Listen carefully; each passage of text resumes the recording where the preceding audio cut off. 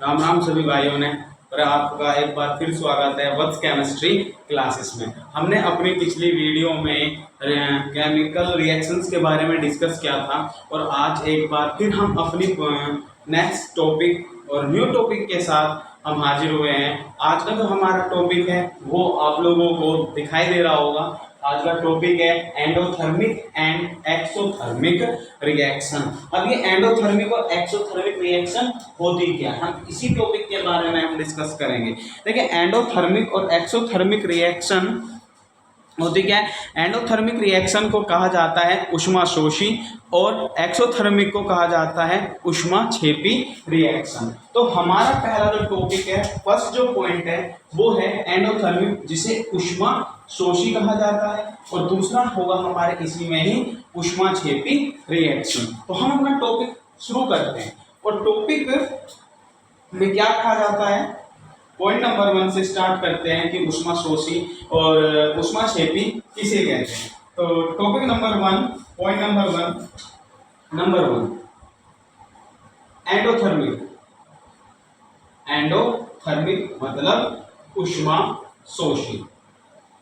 अब ऊष्माशोषी का मतलब होता क्या है। देखिए, किसी भी केमिकल रिएक्शन में, कोई भी केमिकल रिएक्शन क्यों ना हो, जिसमें हीट को यानी कि उष्मा को एब्जॉर्ब किया जाएगा, जो उष्मा लेकर अभिक्रिया होगी, जिसमें उष्मा को लिया जाएगा, वह अभिक्रिया कहलाती है ऊष्माशोषी या एंडोथर्मिक रिएक्शन। एग्जांपल है हमारे सामने, एग्जांपल नंबर 1, हाइड्रोजन को जब ऑक्सीजन के साथ मिलाया जाता है, हाइड्रोजन को ऑक्सीजन के साथ मिलाया जाता है, तब वाटर बनता है और साथ में सॉरी, ये रिएक्शन गलत हो गई है, हमारे ऊष्माक्षेपी के बीच हो गई थी। हम बात कर रहे हैं एंडोथर्मिक की। तो एंडोथर्मिक का जो रिएक्शन एक्सपेरिमेंट है, जो है तो पहला एग्जांपल है वो लाइमस्टोन। कैल्शियम कार्बोनेट को जब हम गर्म करते हैं तब बाहर निकलता है calcium carbonate, calcium oxide, carbon dioxide, ये कैल्शियम कार्बोनेट, जिसे कहा जाता है लाइमस्टोन, जिसे लाइमस्टोन के नाम से जाना जाता है। जब कैल्शियम कार्बोनेट को हम गर्म करते हैं, देखिए गर्म करने का तात्पर्य क्या है कि ये कैल्शियम कार्बोनेट जो है ये हीट को अपनी तरफ को एब्जॉर्ब करेगा, हीट को अपनी तरफ को खींचेगा, जिसके कारण ये कैल्शियम ऑक्साइड और कार्बन डाइऑक्साइड में ब्रेक होगा, यानी कि टूटना शुरू हो जाएगा। कैल्शियम ऑक्साइड को हम क्विक लाइम के नाम से भी जानते हैं, इसे हम क्विक लाइम के नाम से, कैल्शियम ऑक्साइड, और ये कार्बन डाइऑक्साइड होती है। तो एंडोथर्मिक यानी कि ऊष्माशोषी एक ऐसी अभिक्रिया है जिसमें उष्मा को ग्रहण की जाती है, जिसमें उष्मा एक्सेप्ट की जाती है, वह अभिक्रिया कहलाती है ऊष्माशोषी अभिक्रिया। These are the reaction in which heat is absorb. इसकी डेफिनेशन क्या कहती है कि these are the reaction, these are the reaction in which heat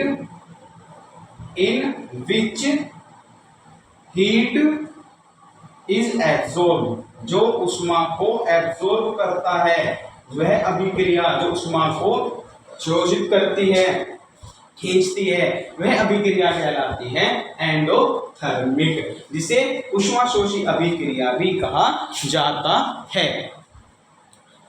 point number 2 शुरू करेंगे, जिसे एक्सोथर्मिक अभिक्रिया कहते हैं, एक्सोथर्मिक रिएक्शन कहते हैं।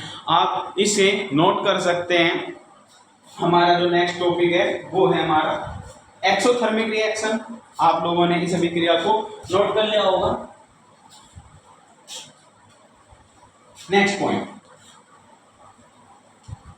इसमें क्या होगा, इसमें उष्मा बाहर निकलेगी।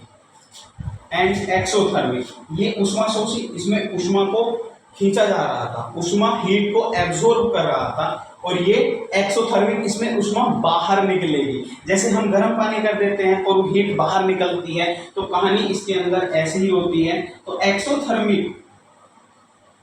एक्सोथर्मिक रिएक्शन एक्सोथर्मिक रिएक्शन अर्थात ऊष्माक्षेपी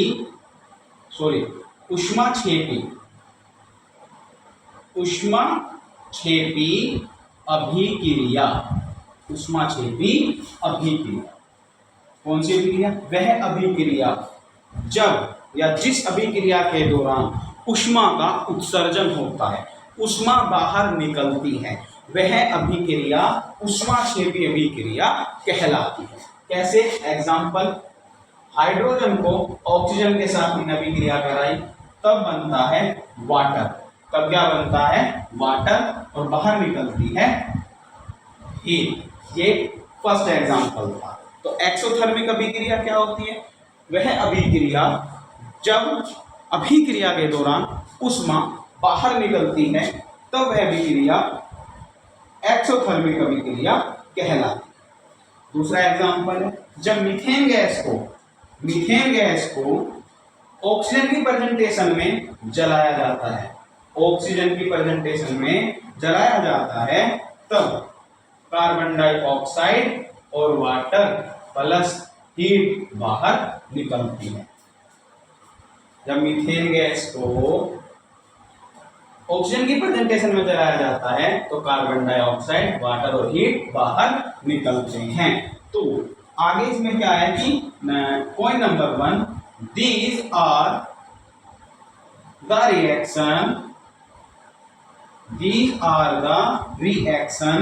in which heat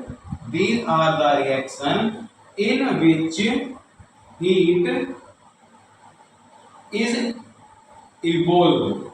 जिस अभिक्रिया में ऊष्मा इवोल्व होती है, बाहर निकलती है, वह अभिक्रिया ऊष्माक्षेपी अभिक्रिया कहलाती है।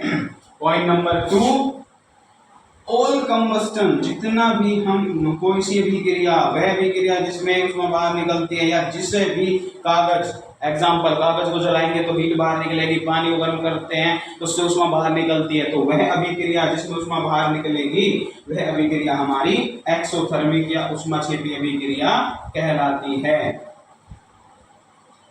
ये थे हमारे आज के topic endothermic and exothermic. Endothermic में डिस्कस किया था ऊष्माशोषी के बारे में, उसमें ऊष्मा को एक्सेप्ट किया जा रहा था, ऊष्मा को अवशोषित किया जा रहा था, ऊष्मा ली जा रही थी अभिक्रिया के दौरान, अभिक्रिया को बनाने के लिए। इसमें अभिक्रिया का बाहर हो रहा है, अभिक्रिया को बाहर की जा रही है, तो ये अभिक्रिया कहलाती है एक्सोथर्मिक। आई होप कि आप लोगों को ये 2 पॉइंट समझ में आए होंगे। आप लोग इसको नोट कर सकते हैं। हम डिस्कस करेंगे अपना सेकंड पॉइंट।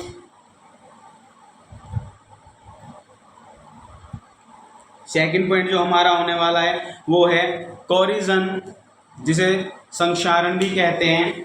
आप लोगों ने इसको नोट कर लिया होगा, तो हम इसको रफ कर देते हैं।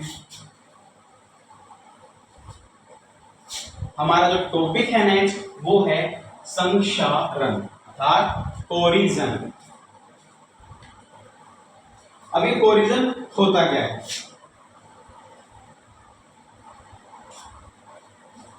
पॉइंट नंबर 1 नेक्स्ट है कोरिजन। कोरिजन को कहते हैं संक्षारण। संक्षारण अर्थात जंग लगना। अभी जो जंग लगता है वो हमारा कॉपर में भी लगता है, जिसे तांबा कहा जाता है, लोहा में भी लगता है बिल्कुल, और तीसरा हमारा सिल्वर में भी जंग लगता है। तो कोरिजन आम भाषा में क्या है कि जब कोई धातु या जब कोई मेटल, जब कोई धातु मेटल अपने आसपास, जब कोई धातु अपने आसपास अम्ल तथा आर्द्रता आदि, अम्ल तथा आर्द्रता, आर्द्रता का यहां मतलब है जलवायु और अम्ल का मतलब है एसिड। अम्ल तथा आर्द्रता आदि के संपर्क में आती है, आदि के संपर्क में आती है, आदि के संपर्क में आती है, तब यह घटना संक्षारण कहलाती है। तब ये घटना संक्षारण कहलाती है। अब हम क्लियरली यदि हम बात करें तो जैसे कि लोहा, हम लोहे को ले लेते हैं यानी कि आयरन Fe, यदि मैं Fe को यानी कि आयरन को कुछ टाइम के लिए खुले मैदान में छोड़ देता हूं तो वो जलवायु परिवर्तित होगा। अब जैसे जलवायु परिवर्तित होगा तो नमी भी आएगी, अब नमी भी आएगी तो उसके साथ साथ उसमें कमजोर यानी कि हमारा सरिया है, यदि हम सरिया को कुछ टाइम के लिए खुला छोड़ देते हैं तो उसमें जंग लगना शुरू हो जाएगा। वो जैसे पहले जैसी मेटल थी वो कुछ टाइम बाद ऐसी मेटल नहीं रहेगी, उसके बॉन्ड कमजोर होना शुरू हो जाएंगे और यह घटना हमारी कहलाती है संक्षारण। यही कहानी हमारी कॉपर में होती है, यही कहानी हमारी लोहा में होती है और यही कहानी बिल्कुल हमारी सिल्वर में होती है। लेकिन इनकी जो अभिक्रिया है, इनकी जो क्रिया है वो अलग अलग है, प्रोसेस सेम है। यदि कुछ टाइम के लिए हम खुला छोड़ दे तो ये बिल्कुल चेंज हो जाएंगे, बिल्कुल बदल जाएंगे, जिसके कारण अलग अलग प्रोसेस को ये शो करेंगे। तो सबसे पहला जो हमारा प्रोसेस है वो है कोरिजन ऑफ कॉपर। ये था कोरिजन यानी कि इसकी डेफिनेशन। सेकंड पॉइंट इसी के अंदर point number 1 corrosion of copper यानी संक्षारण, कॉपर का संक्षारण, तांबे का संक्षारण। कोरिजन ऑफ कॉपर, तांबे का संक्षारण, तांबा का संक्षारण। अब ये हम इसके अभिक्रिया द्वारा बात करते हैं कि होता क्या है। यदि हम कॉपर को इसे 2Cu, कॉपर को Cu से प्रदर्शित किया जाता है। कॉपर को कुछ टाइम के लिए carbon dioxide gas, oxygen gas और वाटर, इन तीनों के साथ छोड़ दिया जाए। कार्बन डाइऑक्साइड गैस, ऑक्सीजन और वाटर के साथ, इन तीनों के साथ छोड़ दिया जाए तो हमें CuCO3 कॉपर हाइड्रोक्साइड जैसा एक सॉलिड सब्सटेंस मिलेगा जो कि बेसिक कॉपर कार्बोनेट कहलाता है, जो कि एक बेसिक कॉपर कार्बोनेट कहलाता है, बेसिक कॉपर कार्बोनेट कहलाता है, CuCO3। आपको एक कैमरे में दिखाई दे रहा है, थोड़ा डाउन हो गया तो मैं थोड़ा इसको ऊपर करके लिख देता हूँ। ये कहलाएगा Cu copper carbonate, copper hydroxide जिसका नाम होगा, ये ग्रीन कलर का होगा, GREEN, ग्रीन कलर का। इसे हम देख सकते हैं, बिल्कुल देख सकते हैं। तांबे के बर्तन को कुछ टाइम के लिए आप ऐसे छोड़ दीजिए, उसको साफ ना कीजिए तो उसकी जो परत है वो ग्रीन होनी शुरू हो जाती है तांबे के बर्तन की। जैसे कि हमारे घर में तांबे की लुटिया होती है, तांबे के बर्तन होते हैं, तांबे की प्लेट होती है, यदि हम उसको साफ नहीं करेंगे तो कुछ टाइम बाद उसकी जो लेयर है वो ग्रीन कलर की हो जाएंगी और वो जो ग्रीन कलर होता है वो copper carbonate plus copper hydroxide की एक परत होती है, जिसे हम बेसिक कॉपर कार्बोनेट के नाम से जानते हैं। बेसिक कॉपर कार्बोनेट के नाम से हम इसको जानते हैं और ये एक्सपेरिमेंटली आप इसको अपने घर पर देख सकते हैं, जो कि ग्रीन कलर का तांबे के बर्तन पर होता है। तो ये चीज़ आप लोगों को समझ में आ गई होगी। आप लोगों ने ऊपर से कोरिजन को भी नोट कर लिया होगा कि जब कोई धातु अपने आसपास अम्ल तथा आर्द्रता आदि के संपर्क में आती है तब ये घटना संक्षारण अर्थात कोरिजन कहलाती है। कोरिजन 3 प्रकार से होता है, मैंने ऊपर लिखा था, कॉपर में, तांबे में और सिल्वर में। कॉपर जिसे हम तांबा कहते हैं, लोहे में जैसे आयरन, और सिल्वर जिसे Ag के नाम से जानते हैं। वहीं पर हमने सबसे पहला पॉइंट कॉपर के बारे में डिस्कस किया था। अब हम बात करते हैं लोहे के बारे में। अब लोहे के अंदर की कहानी क्या होती है, इसकी भी कहानी कुछ ऐसी ही है।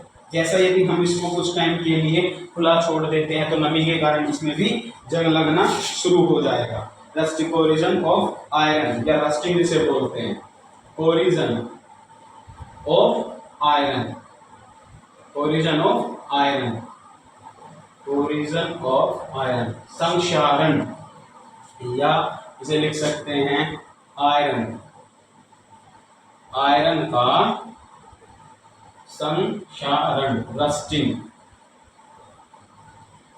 इसका एक अलग मीनिंग है रस्टिंग। इसमें क्या होता है कि जब आयरन ऑक्सीजन के प्रेजेंटेशन में प्लस पानी के कुछ भाग के प्रेजेंटेशन में अभिक्रिया करता है, लोहा यानी कि आयरन ऑक्सीजन की प्रेजेंटेशन में और वाटर की प्रेजेंटेशन में, यहाँ पर ऑक्सीजन भी का कुछ हिस्सा है और वाटर का भी कुछ हिस्सा है, तब अभिक्रिया के दौरान यहाँ Fe2O3 प्राप्त होगा।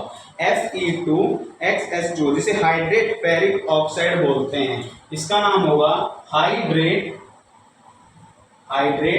Ferric oxide, hydrate ferric oxide जिसे जंग बोलते हैं, RUST।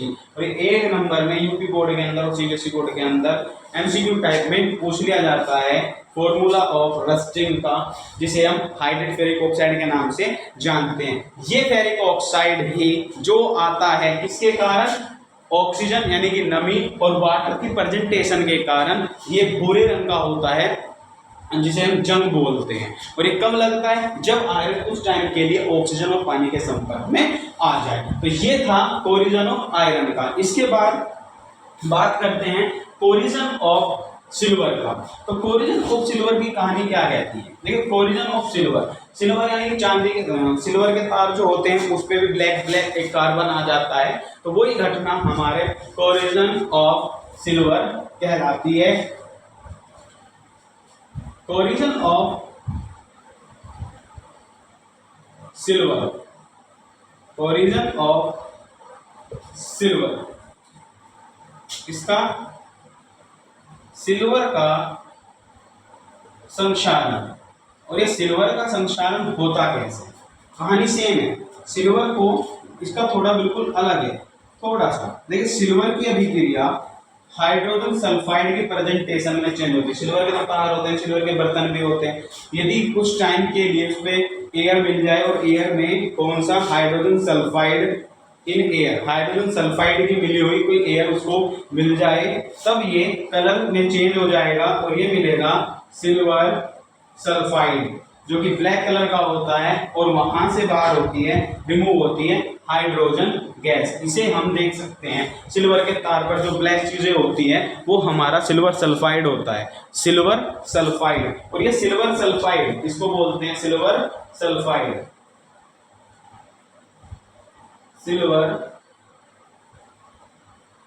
सल्फाइड। इसका जो कलर होता है वो होता है ब्लैक, होता है ब्लैक। तो कोरिजन में हमने तीन चीजों के बारे में पढ़ा है, आयरन के बारे में पढ़ा है और हमने इसके सिल्वर के बारे में पढ़ा है, कॉपर के बारे में पढ़ा है। उससे पहले हमने एंडोथर्मिक रिएक्शन के बारे में हमने पढ़ा है। तो ये तीन टॉपिक आज हमने अपनी इस वीडियो में डिस्कस करे हैं। आई होप कि आप लोगों को ये वीडियो अच्छी लगी होगी।